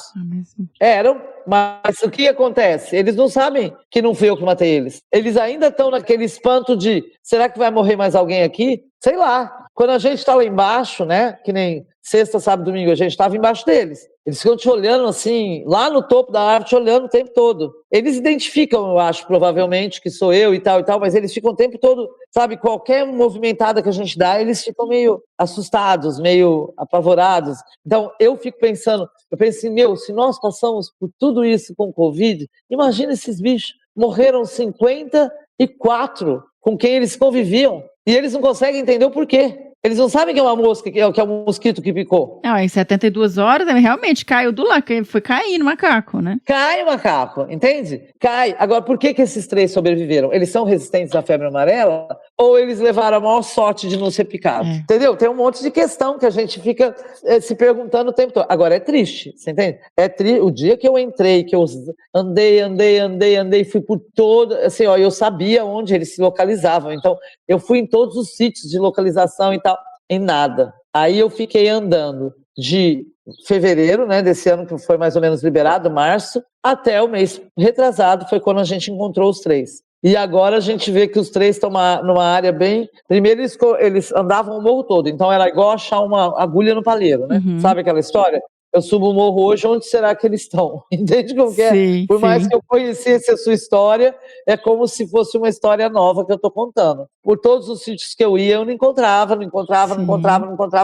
Mas eu falava, meu Deus, a pedreira sempre teve gente, aí nós achamos os 3 na pedreira. Depois que achamos os 3, a gente tem conseguido localizar eles todo dia. Mas acompanhar para fazer comportamento... Não. Porque eles é como se eu estivesse reiniciando um trabalho de estudo de comportamento. Mas vai ser uma boa história a se contar no futuro, eu digo assim, porque você vai conseguir entender muita coisa do que aconteceu, sabe assim? Mas é chocante, porque o Sérgio Lucena Mendes e o Bica Marx, o Sérgio passou por isso lá no Espírito Santo, e ele mostrou uma foto no congresso chocante do número de ossadas que tinha em cima da bancada que eles iam estudar, que era é coisa absurda. E o Bica Marx passou a mesma coisa no Rio Grande do Sul, e ele conta a mesma história, entendeu? E nós aqui em Santa Catarina agora podemos contar a mesma história, que é muito triste. Não é uma história boa de ser contada. Só que a gente vê que isso pode levar a espécie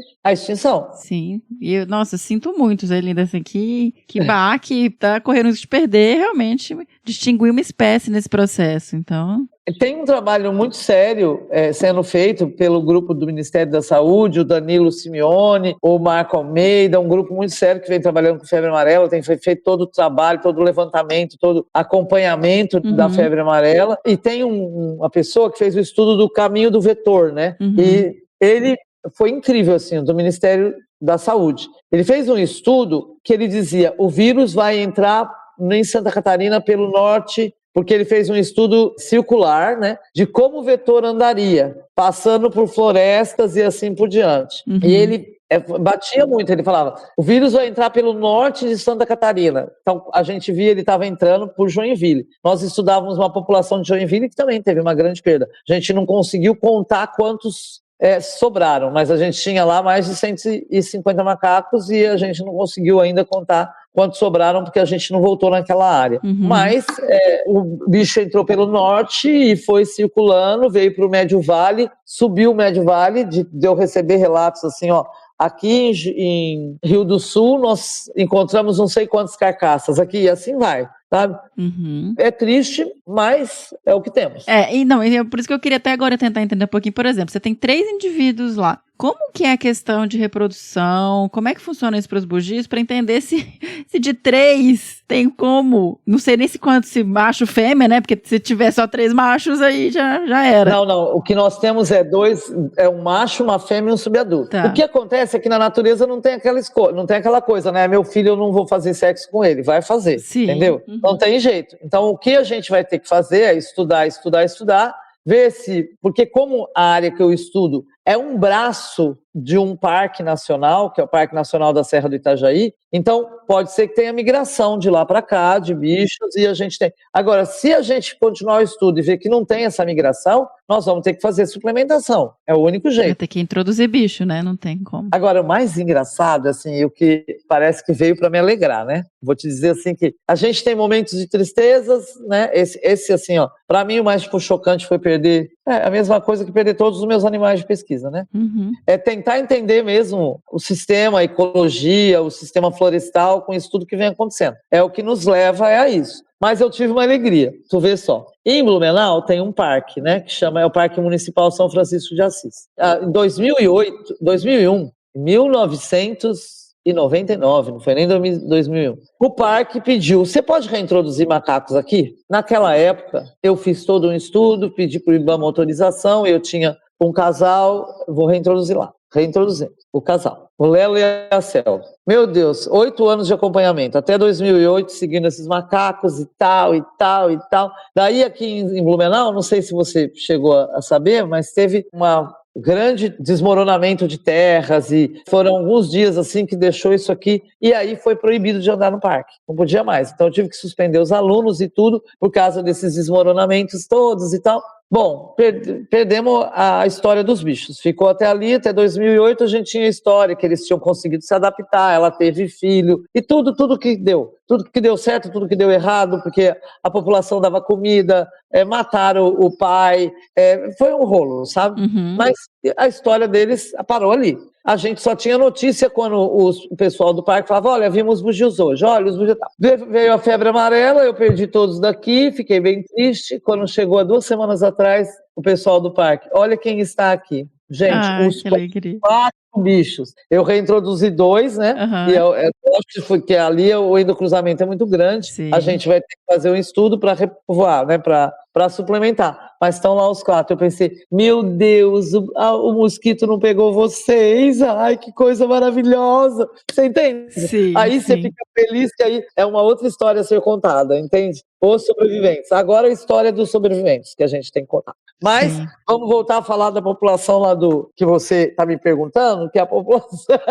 Por exemplo, eu imagino que exatamente por causa de endocruzamentos, etc., a variabilidade, assim, vai ter que ter algum tipo de manejo. Mas eu queria tentar entender como que funciona na população sem estar nesse momento crítico, assim, esse processo de reprodução, de tempo, até para as populações que não estão tão com 3 indivíduos, mas que diminuíram, por exemplo, como é que é essa capacidade de crescimento e de estabelecimento de novos grupos e etc. Assim, ó, eu vou te dizer, o bugio, ele não tem um período reprodutivo, porque algumas espécies reproduzem no verão, ou reproduzem no inverno, não tem isso. Aqui a gente tinha nascimentos ao longo do ano, entendeu? E por mais que a gente tentasse fazer, mas aqui teve mais... Não, eles tinham, a reprodução vai ao longo do ano. E os bugios só têm um filho de cada vez.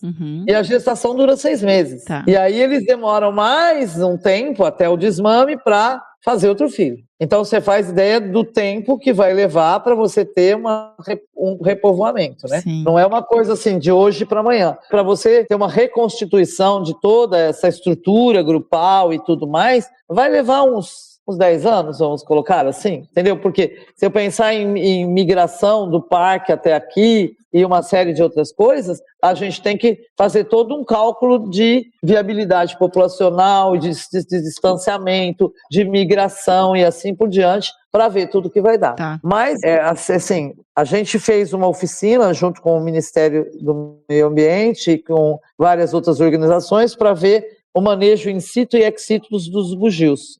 E chegamos à conclusão que realmente os bugios vão precisar de manejo ex situ, que é essa história de manter populações em cativeiro, que estejam protegidas, para caso você tenha extinção em floresta ou perda total em floresta, você ter populações para repor. Assim como acontece hoje com o mico-leão-dourado e com outras espécies que estão nessa lista sendo feito manejo in situ ex situ. Então, nessa oficina foi definido o que vai ter que ser feito. E os bichos no cativeiro são vacinados? Então, aí, o Dr. Piscinati, ele desenvolveu um protocolo de vacina e junto com o grupo da Fiocruz e da Universidade Federal do Rio de Janeiro, eles desenvolveram um protocolo de vacina para os primatas que funcionou muito bem com a luata e com o mico-leão-dourado, tanto é que no mico-leão-dourado já está sendo ministrado a vacina até nos que são de vida livre, porque você consegue capturar fácil, né? Você coloca a armadilha com ceva e eles vêm. Mas bugio não é assim, né? Para você capturar um bugio, você tem que dar de ar, ele cair, aí assim por diante. Mas nos cativeiros daria para vacinar. Então o que nós fizemos? Conversamos com o Dr. Piscinati e entramos como uma população adicional do programa de pesquisa e aí nós vamos vacinar os macacos a gente acredita que até o final do ano, porque pensa bem que eles estão tudo embaixo de uma tela. A gente, assim, todos os cativeiros de todos os lugares do Brasil foram telados para a proteção dos macacos. Só que para eles isso é terrível, porque a visibilidade para fora é pequena, eles ficam em ambiente mais sufocante e assim por diante. Então isso para eles é terrível. Então para o bem-estar e para a melhoria de vida desses animais, a gente tem que vacinar. Então já tem. E que vacina é usada? É a vacina humana fracionada. Uhum. Ela é fracionada, então se dá o Instituto Manguinhos sabe quanto vai de vírus em cada uma das ampolas que é destinada aos municípios, entendeu? Sim. A ampola número tal tem não sei quanto de vírus. Então, quando a gente receber o frasco da vacina, o professor Marcos Freire, ele faz os cálculos de quanto a gente tem que ministrar em cada macaco, por peso de macaco, entendeu? É como se fosse uma criança pequena, né? Assim, sei lá. É que eles já fizeram esse experimento de ver qual o fracionamento ideal, entende? Então aqui vai ser a população teste maior, que a gente tem 44 bugios, então esses 44 serviriam para aumentar o N populacional para garantia da vacina. É igual é feito com a vacina do Covid, com as outras vacinas. É um grupo experimental? Não, é um grupo experimental de sobrevivência, é diferente. Sim. Não é que é um grupo experimental que já se sabe que funciona, mas vai ampliar o N para a gente ter certeza da viabilidade disso. O legal da primatologia, dos primatólogos, é que o Brasil é o país da megadiversidade, né?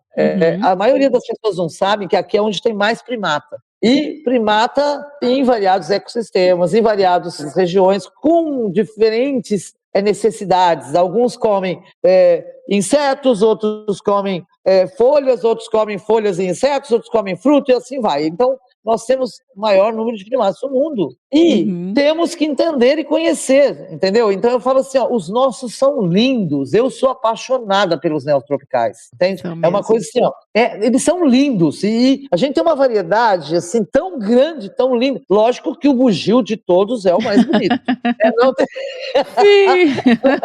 Mas eu te digo assim, eles são lindos. Então, entender tudo isso é muito importante. E os primatólogos, como nós somos poucos primatólogos para tantos primatas em tantas regiões, porque o Brasil é enorme, tem região que fica descoberta no estudo. Tanto é que a gente começa a descobrir novos macacos quando alguém vai estudar em uma região nova, porque ainda nem tinha sido descoberto esses macacos, entende?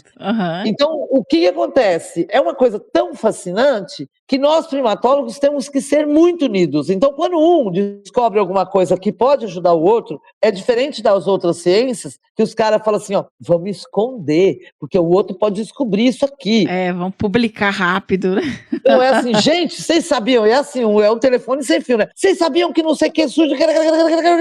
Isso é muito legal. E é um grupo muito unido nesse sentido. Por quê? Porque todo mundo que trabalha com macaco tem a preocupação da conservação. Então, se ele viu isso lá no norte, será que aqui no sul também não está acontecendo? E será que a gente não pode evitar do jeito que ele evitou lá? Ou será que a gente não tem uma solução para o problema dele de lá? E assim vai. Então, é muita discussão. É muito legal, assim, sabe? Isso é muito legal mesmo, é muito. Eu falo assim, eu saí da ciência humana, e quando eu entrei na ciência primatológica, eu senti muita diferença. Porque é uma coisa muito... É muito parceiro, é todo mundo muito unido, todo mundo muito, sabe? Dividindo as coisas. E a competição científica, eu sou melhor que você é melhor que eu. Não. Eu sei e você também sabe. O que eu sei você não sabe, o que você sabe eu não sei, eu vou te ensinar e você também. Então a gente se ensina, é uma troca. E não tem aquela coisa, eu te dou isso se você me der aquilo. Não tem isso, sabe? Sim. A gente é tudo macaco, é tudo macacólogo. É muito bom. É muito gostoso. Ninguém entende muito como a nossa ciência, a primatológica, é tão diferenciada. Porque a gente é muito unido. Você não tem noção.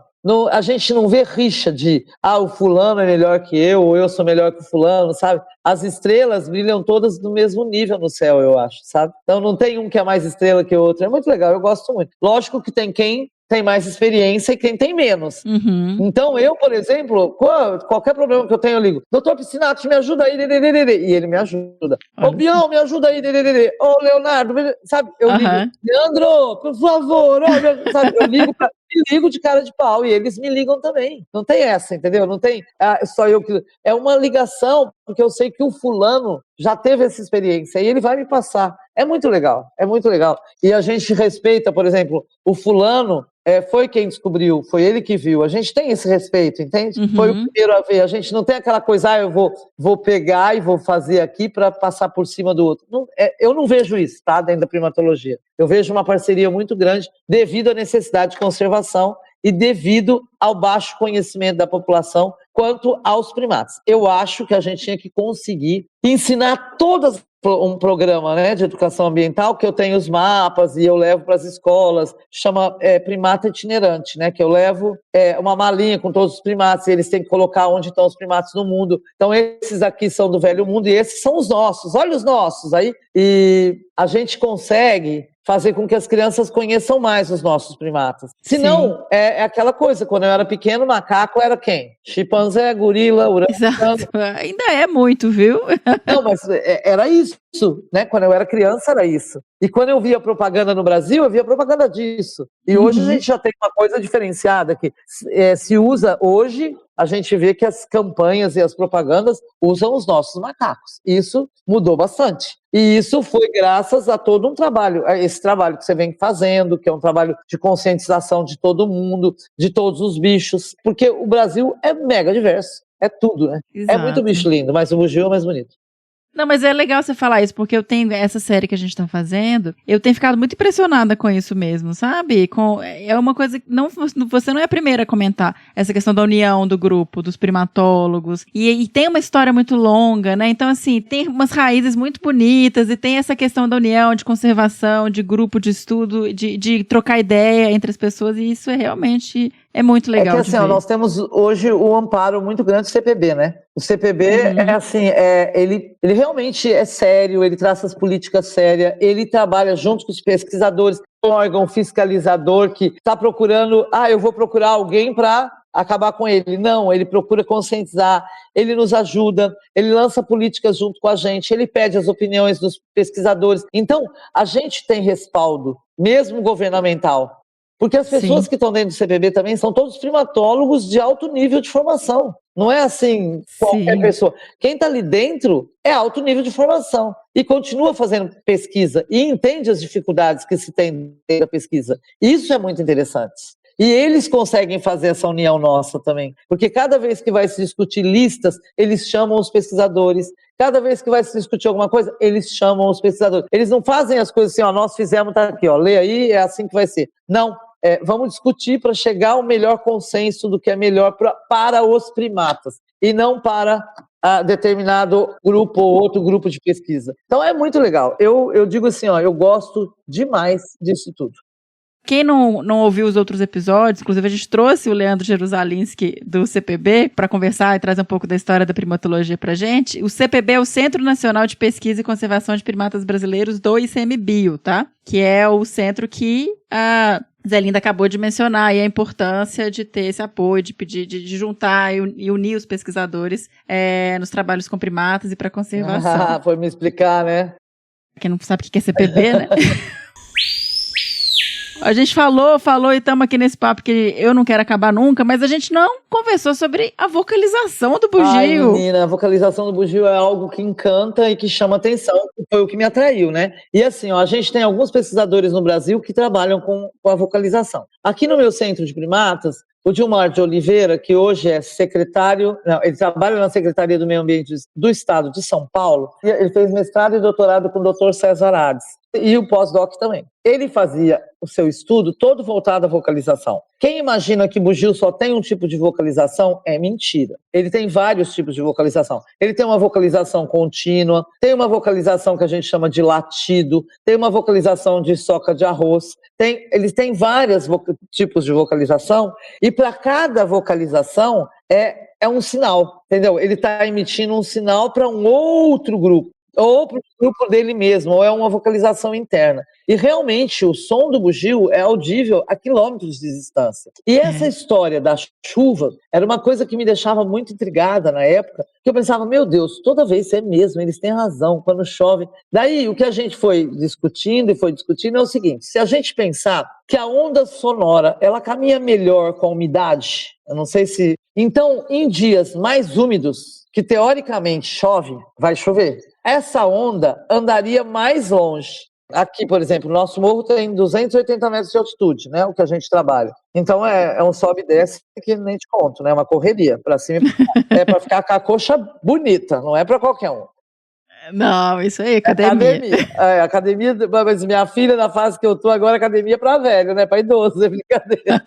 Parece. É brincadeira, mas é verdade. Rola pra cima, rola pra baixo e arrasta pra cima, é desse jeito. Mas o que acontece? Esse som consegue vir lá do topo até aqui na Terra, onde o povo escuta, com maior facilidade, porque tem a umidade do ar. Então, e os sons audíveis, né, pela população, são esses, o som de longa distância, que é aquela vocalização contínua. Dificilmente o pessoal consegue escutar aquela latido ou a soca de arroz, esses a população não escuta. Por quê? Porque esses realmente é uma vocalização mais interna, mais que você vê que é mais intragrupal, que não é uma vocalização audível à distância desse jeito. Bugio, ele se comunica, se você parar para pensar, pelo som, pela cor, pelo odor.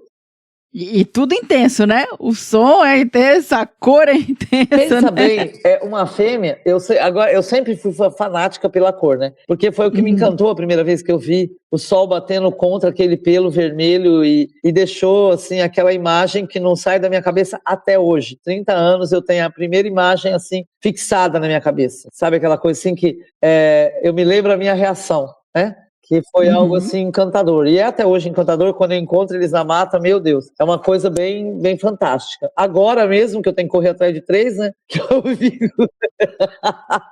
fico quase meio louco, corre atrás do fiote. Não, é brincadeira, mas eu corro que nem uma louca, se eu vejo, não tem... É assim. Bom, mas se você parar para pensar, a visão, ele consegue diferenciar um fruto maduro de um fruto menos maduro, mas ele consegue diferenciar também um macho adulto de um macho não adulto, uma fêmea de um juvenil, porque ele consegue diferenciar as cores. Dentro do verde tem toda aquela cor, entende? Ele consegue diferenciar. Eu acho isso fantástico, porque eu penso assim, o bicho vê colorido, tanto fêmeas quanto machos, então eles têm todo o mecanismo de comunicação. Quem come aqui fala assim, igual a gente fala, a gente pega um fruto vermelho e fala, nossa, olha, essa pitanga tá uma delícia, tá bem vermelhinha. A gente não é assim? Então, será que eles não falam isso também? Não sei de que forma, mas eles têm várias formas de comunicação. Nós perdemos a capacidade de percepção de odor tão grande, percepção de cor tão grande, que a gente fala, né? A gente fala muito. E o bugio e os outros primatas, não, mas eles têm isso muito aguçado, entende? Um fruto que talvez para mim, Zelinda, não esteja cheirando tanto, para eles pode ter um odor diferenciado, entende? Eu acho isso fantástico, ele ter várias formas de comunicação e integrar essas várias formas e chegar a um resultado, você entende? Tipo assim, não sei como, eles chegam a comunicar o outro que, vamos nessa direção, porque ali tem fruto maduro, ou ali tem recurso alimentar. Eu acho isso fantástico. E assim, a gente não consegue compreender porque nós não somos da espécie deles. Porque se a gente fosse, a gente conseguiria. Tudo que a gente faz é tentar interpretar da melhor forma possível sem fazer interferência humana. Ciência é muito bom. E primatas é melhor ainda. Eu amo Belém. Aí ninguém entende por que eu amo Belém e Manaus, né? Eu ia todo ano, eu ficava julho inteiro em Belém. Ou Marajó, ou Belém, ou Manaus, eu ia todo ano. Aí toda a minha família, é lógico que ela gosta daquele lugar. Por quê? Cara, é tudo. Tem um monte de macaco pra eu ver. Tem muito macaco. Tem muito macaco, você entende? E lá eu vi todos, e aí eu consegui ver muitos. E sabe aquela coisa? O doutor Muniz, do Centro de Ananindeua, dizia que eu ficava presa no cipó. Porque era pra eu ir embora, mas eu não ia. Por que eu não ia? Porque é paixão, entendeu como que é? É loucura. É um monte de macaco pra eu ver, e um monte de macaco pra conhecer, e um monte de macaco... Gente, é tudo, né? É tudo. É toda uma... ninguém entende. Entende, inclusive eu queria que você mencionasse rapidinho aqui antes da gente fechar, que você tá fazendo um curso, inclusive pensando nessa questão do Primate Watching, né, que eu sou super defensora, eu acho que é uma ideia fantástica, que é isso, igual você fazia lá pra Belém, pra poder ver os bichos, né. Tomara que a população de bugi volte, recupere, para que as pessoas possam também vê-las aí, mas isso é uma iniciativa muito legal também, Eu pensei assim, a gente pensa muito no trabalho de educação ambiental, porque eu vou te falar uma coisa, um trabalho de educação ambiental formiguinha. 30 anos que a gente trabalha com eles, nós temos um cativeiro científico, em cativeiro científico não tem visitação, é proibida a visitação. Eu não posso deixar as pessoas entrarem lá para ver os macacos, mas todo mundo quer ver, e todo mundo pede, e aí de vez em quando eu faço, então, grupos para ir para a floresta para ver os macacos. E a gente selecionava o grupo, então, eles vão ver sempre o da Licurana, a gente anda na trilha tal, e eles vão ver o da Licurana, fica um aluno lá em cima junto com os macacos, eles chegam, a gente mostra e assim vai. Então veio gente do mundo inteiro. Com todo o desenvolvimento dos trabalhos que a gente tem, eu falei, gente, quero fazer um Primate Watching, que é assim, ó, uma trilha muito bem desenvolvida, com toda a capacidade de atendimento, sem interferência nos macacos, que eu consiga fazer com que as pessoas visitem, vejam à distância os macacos. Mas para isso, eu sou muito legalista, né? Eu acho que a gente tem que fazer as coisas dentro da legalidade, dentro do conhecimento específico. Eu peguei e falei, ó, quer saber de uma coisa? Vou fazer um curso de turismo de aventura. E fui fazer um curso de turismo de aventura, porque no curso de turismo de aventura, você aprende a desenvolver trilha que não tem perigo, trilha que não tem risco. Além de tudo isso, você faz rapel, bote, arborismo, você faz tudo. Mas você acaba aprendendo como fazer uma coisa direito para ter uma coisa que faça com que as pessoas conheçam melhor os primatas, porque também ver em cativeiro é uma coisa, né? Tá vendo preso. Sim. E não é isso que eu quero que a pessoa tenha de imagem. Eu quero que ela tenha consciência de que o primata tá lá, na mata, e lá ele vai viver. E sem interferir, vou dar frutinha. Eu detesto essas coisas de trilha que você vai dar frutinha, bicho, sabe? Não, Também. andar na mata, você vai ver que tem figueiro, tem licurâmina, tem embaúba, tem pau-jacaré, tem as árvores que tem, e tem o bugio. Olha lá, tá vendo? Ele precisa de tudo isso para viver. Ele não precisa da tua bananinha. Ele não precisa de um pãozinho, sabe assim? E olha lá, ele tem uma família, você tá vendo a família dele? Sabe aquela coisa que a pessoa consegue ver e vai conseguir sentir o que é a vida de primata? Por isso que eu vou fazer o curso. Eu formo, né, dia 8 de dezembro. Parabéns! Inclusive, vai ter até rapel para procurar primatas em áreas remotas, né? Que você tem que... A última aula é de escalar. Imagina eu escalando. Mas aí, você pensar, né, que pode ter área que eu preciso escalar para ver macaco, vai ser bom, né? Claro. A gente tem que pensar, assim, eu falo assim, ó, nós temos um trabalho de educação ambiental há muitos anos, né? E tivemos o apoio da SBPC, que nos deu a gente fez SBPC vai à escola e eles pagaram todo o material. A gente produziu até, você ter uma ideia, a gente produziu um jogo de celular que chama Macacada. Olha. Quem quiser pode abaixar.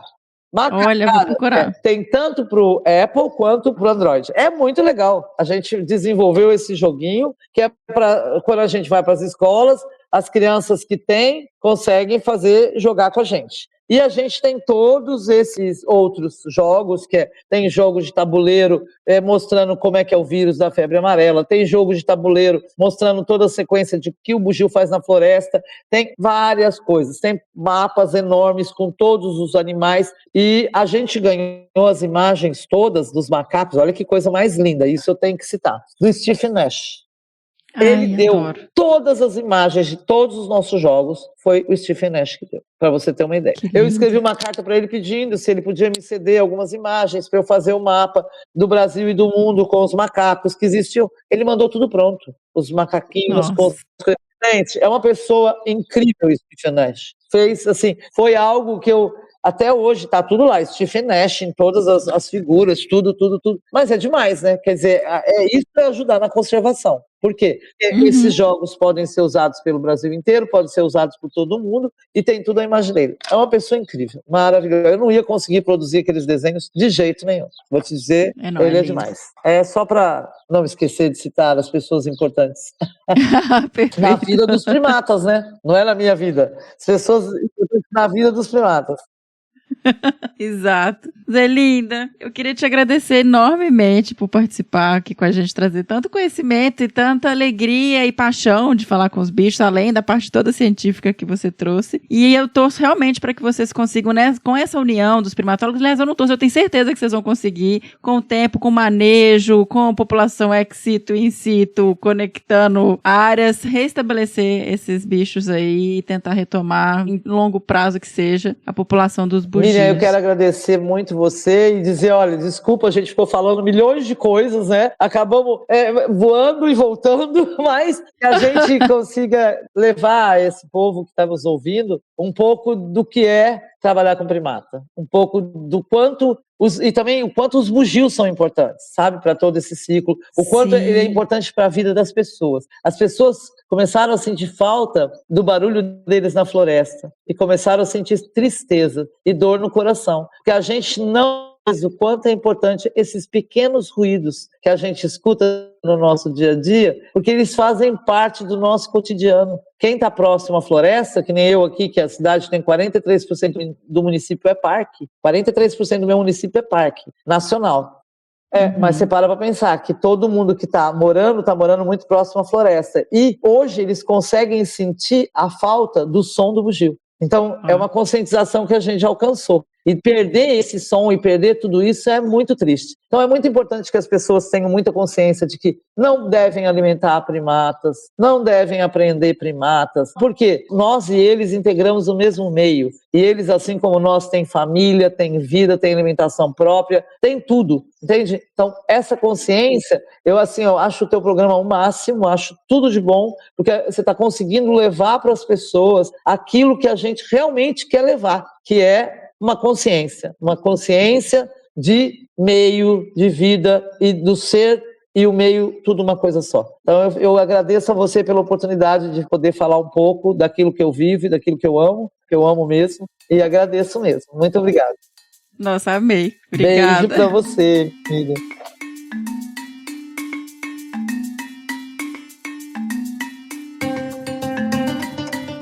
E esse foi o Que Bicho é Esse? Sobre o Alouatta Guariba, esse bicho incrível, fascinante. Eu espero que vocês tenham gostado. Eu gostei bastante. E agora a gente precisa tocar o som do bicho do próximo episódio. Toca aí, senhora.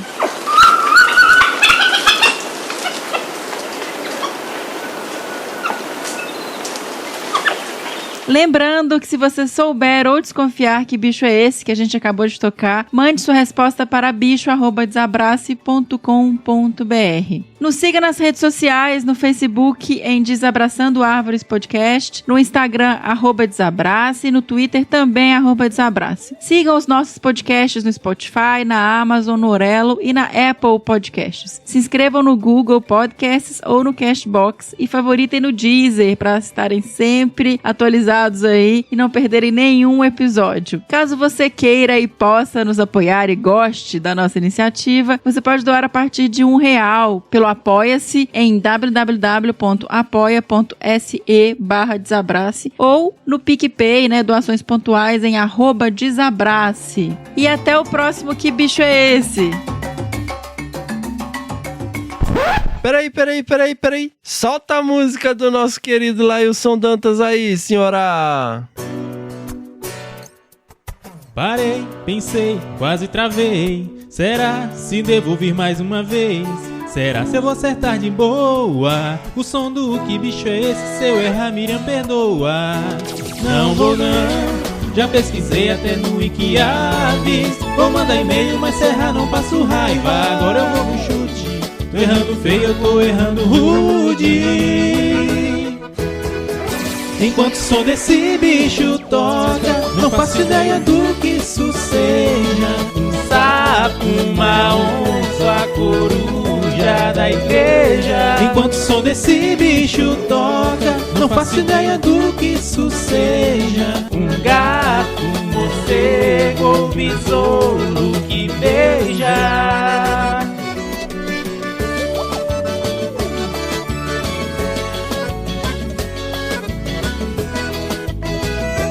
Não vou não, já pesquisei até no Wikiaves. Vou mandar e-mail, mas se errar não passo raiva. Agora eu vou no chute. Tô errando feio, eu tô errando rude. Enquanto o som desse bicho toca, não faço ideia do que isso seja. Um sapo, uma onça, a coruja da igreja. Enquanto o som desse bicho toca, não faço ideia do que isso seja. Um gato, um morcego ou besouro que beija. Enquanto o som desse bicho toca, não faço ideia do que isso seja. Uma anta, um girino, uma caranguejeira. Enquanto o som desse bicho toca, não faço ideia do que isso seja. Eu sei, é difícil, não dá de bandeja. Enquanto o som desse bicho toca, não faço ideia do que isso seja. Mas mande um e-mail e não dê bobeira. Mais um produto com a edição do Senhor A.